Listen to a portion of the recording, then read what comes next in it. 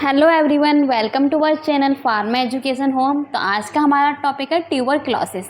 Tuberculosis, इसको हम TB भी बोलते हैं। ये एक कॉन्टाजीनियस इन्फेक्शियस डिसीज होती है, जिसका मतलब होता है कि ये स्प्रेड होती है, फैल जाती है एक पर्सन से दूसरे पर्सन में। और ये किस बैक्टीरिया के द्वारा होती है? Mycobacterium tuberculosis. मतलब ट्यूबरक्लोसिस को फैलाने वाला बैक्टीरिया का नाम है माइकोबैक्टीरियम ट्यूबरक्लोसिस। प्राइमरली ये लंग्स को इफेक्ट करती है, लेकिन इसके अलावा ये और ऑर्गन्स में भी फैल सकती है। इसका कॉजेटिव एजेंट माइकोबैक्टीरियम ट्यूबरक्लोसिस है।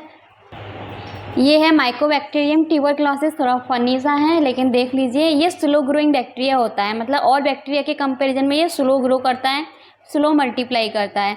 इसके बाहर एक डेक्सी सेल वॉल होती है जिसमें माइकोलिक एसिड पाया जाता है, और ये इसको प्रोटेक्ट करता है इन्वायरमेंट से, जैसे ड्राई इन्वायरमेंट से।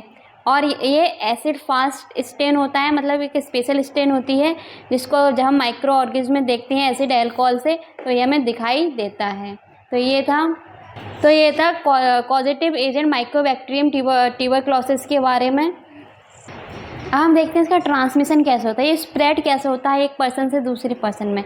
जब भी कोई इन्फेक्टेड पर्सन छींकता है, खांसता है या बात करता है, तो उसकी जो ड्रॉपलेट्स होती हैं एयरबॉर्न, वो एयर में फैल जाती हैं और वो एक हेल्दी पर्सन के अंदर चली जाती है, जिससे ये फैल जाता है।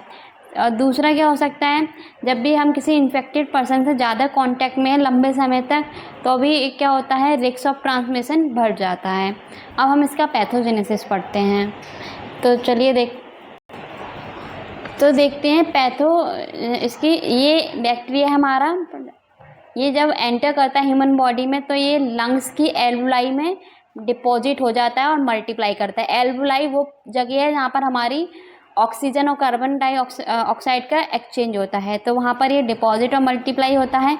अब ये हमारी बॉडी में आ गया है, तो अब हमारा इम्यून सिस्टम भी क्या होगा, एक्टिवेट हो जाएगा। देखिएगा कौन हमारी बॉडी में आया है, तो वो उससे फाइट करने के लिए मैक्रोफेजेस को भेजता है।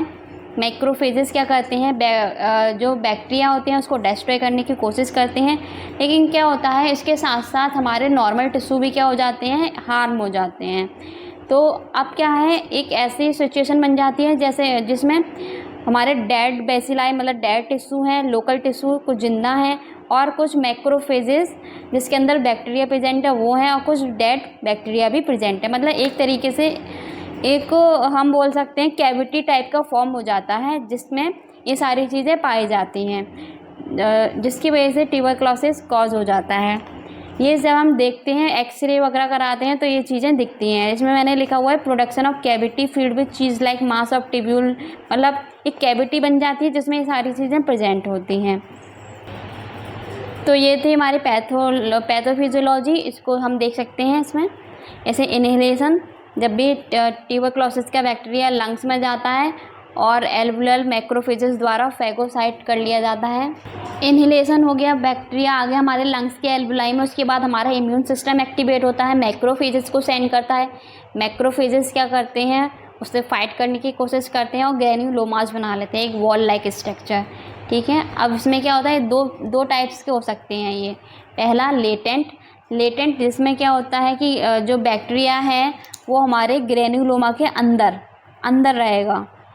ठीक है, ना ये फैलेगा ना ये डेड होगा, सिर्फ उसके अंदर प्रेजेंट रहेगा। ठीक है, तो ये इसमें हमारे सिम्टम्स नहीं दिखाई देते, इसलिए इसको एसिम्प्टोमेटिक बोलते हैं। और नॉन कॉन्टाजियस, मतलब ये फैलता भी नहीं एक दूसरे में, क्योंकि हमारे ग्रेन्युलोमा ने इसको पकड़ के रखा हुआ है, तो ना ये फैल रहा है और ना ही इसमें हमारे सिम्टम दिखते हैं। दूसरा होता है एक्टिव टीबी डिसीज़। इसमें क्या होता है, जब हमारा इम्यून सिस्टम वीक हो जाएगा किसी भी कारण से, कोई और डिसीज़ हो गई या किसी भी रीज़न से जब हमारा इम्यून सिस्टम वीक हो जाएगा, तो यही वाला बैक्टीरिया क्या होगा, इसको क्रॉस कर देगा, इसको मैक्रोफेज को हरा कर ये बाहर निकल आएगा और क्या करेगा, और ये ट्यूबरक्लोसिस को कॉज कर देगा, जल्दी मल्टीप्लाई होगा और हमें बहुत हार्म करेगा, जिसकी वजह से हमारे अंदर कुछ सिम्टम्स भी दिखाई देंगे और ये कॉन्टाजीनियस होता है, मतलब एक व्यक्ति से दूसरे व्यक्ति में फैल जाता है। अब आते हैं इसके साइन ऑफ सिम्टम्स। ये भी दो तरीके के होते हैं, एक पल्मोनरी और एक एक्स्ट्रा पल्मोनरी। पल्मोनरी जो लंग्स पर जब इफेक्ट करता है, एक्स्ट्रा पल्मोनरी मतलब लंग्स के अलावा जिस ऑर्गन पर इफेक्ट करता है वो। तो पल्मोनरी में मेनली हमें पढ़ना है, तो इसमें परसिस्टेंट कफ रहता है मोर देन 3 वीक्स, हीमोप्टोटाइसिस मतलब कफिंग होती है ब्लड के साथ, चेस्ट पेन होता है, वेट लॉस होता है, नाइट स्वेट्स रात में पसीना आना, फीवर मतलब बुखार। इसके लिए हमने ट्रिक बनाई है। पर्सी एक लड़की है, Percy have chest pain, weight loss, fever in the night, तो आप इससे याद कर सकते हैं।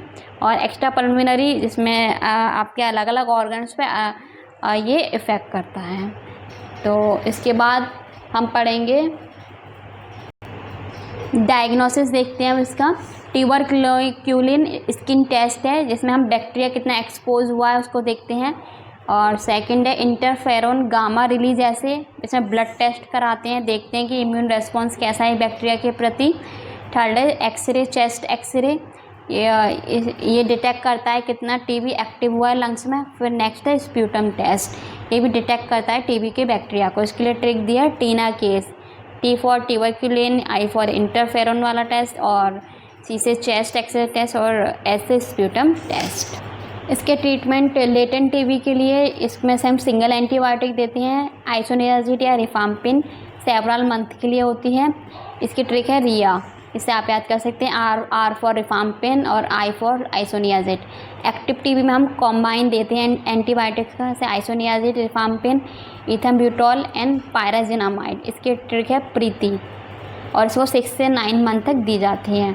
इसके बाद आता है प्रिवेंशन। प्रिवेंशन के लिए BCG वैक्सीन लगती हैं। इन्फेक्शन को हम कंट्रोल कर सकते हैं मास्क का यूज करके, और अर्ली डिटेक्शन हो गया है तो उसको हम जल्दी से डॉक्टर को दिखा के इसका ट्रीटमेंट ले सकते हैं। इसकी ट्रिक है BIP, B for BCG vaccine, I for infection, और ये प्रिवेंशन में दी जाती है। तो ये हमारा टॉपिक यहीं ख़त्म होता है। Thank you for watching.